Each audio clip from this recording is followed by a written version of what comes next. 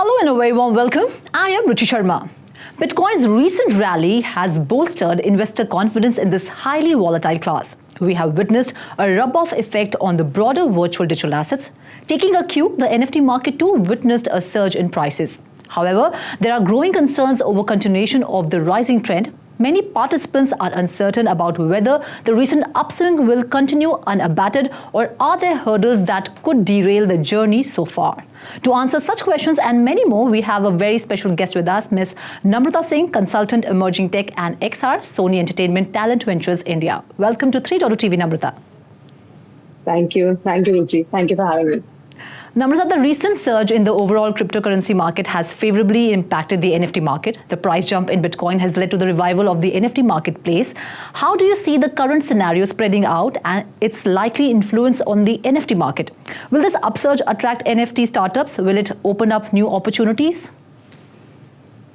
Okay, so of course, any surge in the market is great, right? Everybody gets excited. It creates positive trends. It creates that, that, okay, now there is this time to kind of build something, do things. So from that perspective, a surge is always great. It gives confidence. It shows trust. It shows that there's something happening in the background that kind of will yield value over a period of time, right? Of course. So that's one part of it. And but like you said in the beginning, the hope and the attempt is that this continues and it's not just like a blip, right? It should not be a short-term thing and it should be a sustained growth. And that's yet to be seen. Okay. So we have seen a drastic jump in Bitcoin ordinals, so much so that it is challenging Ethereum's top position in NFT trading volumes time and again.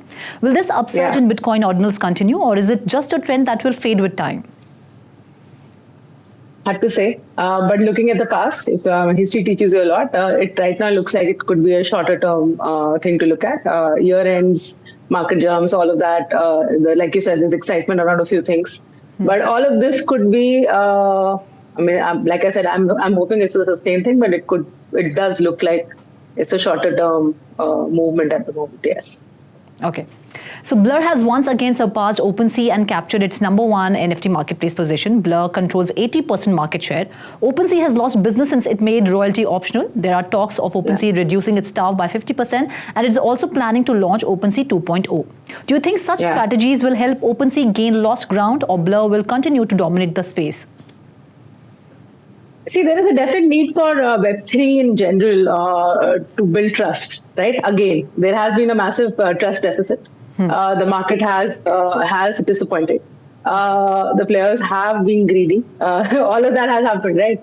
So from that perspective, of course, there's a need to build trust. A large part of building trust is to build newer versions of everything that you've built and that has worked or not worked. Even some things that have worked require upgrades.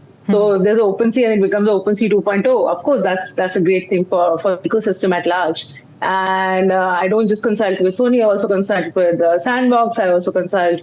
So when I'm working with companies like Sandbox, which has a stake in OpenSea in terms of Animoca brands. So of course, the Web3 community per se is looking at upgrading themselves, building trust with the market at large. Just like any new industry, there are bad apples which give it a bad name, and then it takes the rest of the people to carry the burden of that mistrust and the lack of reputation, right? So any build is great, but like I said, I would still be cautious. Okay. So we have seen a considerable rise in music NFTs. Michael Jackson's unreleased first studio song is launched as an NFT. From Michael Jackson to S.P. Balasubramaniam, we are witnessing songs of legendary artists being launched as NFTs. How do you react to that? And do you see such a move, the music NFTs, to go a long way in shaping up the music industry? So the historic NFTs, like you spoke about, right? People who are no longer there, their historic value, that as an unlock will happen for perpetuity. Because that's like a wealth and legacy game that NFTs enable very easily as a use case. So Michael Jackson, Balasubramaniam, people are no longer there. Their NFT collections, I think that is a trend that will continue, despite the market going up and down. But what is really needed is the indie artists, the new artists, the popular artists, not just music. You also need rights to be managed on blockchain for films, for other formats of entertainment. Because we could not just be putting our videos on YouTube and get them watermarked and then claim them as our own, right, on digital. So there are, of course, other use cases that need to get built. Music NFTs for historic IPs, for perpetual IPs, absolutely a perpetual use case. Rest, definitely need to see more movement. Okay. Can you please throw light on the risk and rewards of the NFTs in the music industry? What do they consist of and how to negotiate them if an investor wishes to explore the opportunities? So of course, there are avatar NFTs, right? Music stars have always done these avatars of themselves, the versions of themselves. So that's one part of it. But other than that, music NFTs are also part of an experience. So if you're looking, for example, blockchain gaming, and NFT is a part of redemption value within a blockchain game, that could be interesting. I mean, if you can build a utility and an experience around it, I think that's a very interesting play. Also, if you can bring in the creator economy into this, if you can have somebody who's an Instagram star, music star, who then builds an entire experience, like an immersive experience, and then kind of mints his or her NFTs as part of their looks, their avatars, their gameplay, their powers, etc., etc. All of that, I think, would be an interesting play. It's not a standalone. It's not the way NFT was in the past. It's not like the image NFT that you will mint for millions. It won't even. I'm not so sure about the club version of it either. I don't know if there'll be another, the Bored Ape Club kind of entity. So there are new models that have to come out, and I think they'll have a solid utility in the base.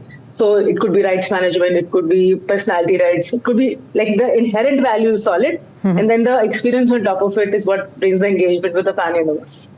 Okay. So what are the future events that would impact the market situation? Yeah, many things. We just had the blockchain week, right? So some of the trends which are interesting is to see, of course, FIDE, which is a government body on decentralization. It was interesting to see Cloud 3.0. It was interesting to see gaming.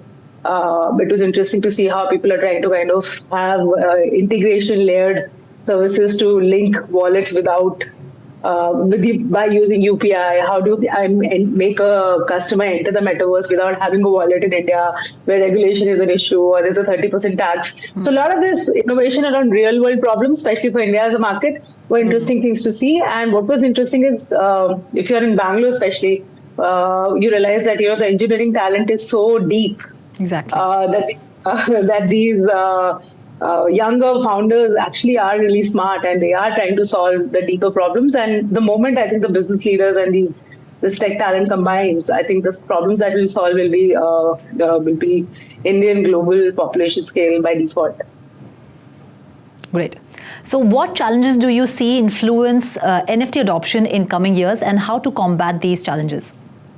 Trust. Trust. Okay, I think trust. If the layer is not trusted, and if you're still talking 2.5, 3, you're like sheepish about it, you don't believe in it, if you're not allowed to use the wallet, if the government doesn't support, if the regulation does not support, if it just becomes an asset class like gold, of course, trust deficit, being greedy, being more of a gambler, being more of a trader, and not necessarily a builder in the space, which requires massive builds at this point.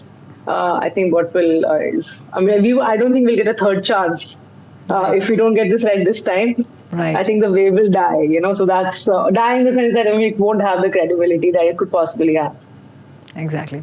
So we've come to the end of the year. What lessons learned so far in the NFT market space during 2023, and what is the outlook for 2024?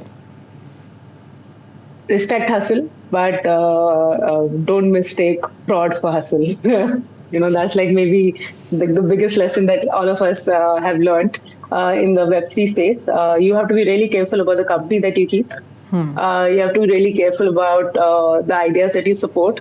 If they don't have inherent logic, if they don't have inherent market and economy, you can't artificially create it. And just because you're dealing with the younger consumer base, you cannot look down on them in terms of this whole boys club mentality, and I'm not talking about gender, the club mentality. Right. Like everybody starts thinking the same, the herd mentality. If we can safeguard ourselves from that, if you cannot be a part of the herd and you can be an individualistic thinker, basis the expert in the industry that you come from, and solve for it using the technology that is now available to you, I think that'll be something to work with. Great. Thank you so much, Namrata, for having this conversation with us and for giving us your valuable time. Thank you so much. Well, that's all this special segment. This is me, Ruchi Sharma, signing off. Do like, share, and subscribe to 3.2 TV. And for more information and stories, log on to our website www.3hostTV.io or scan the QR code.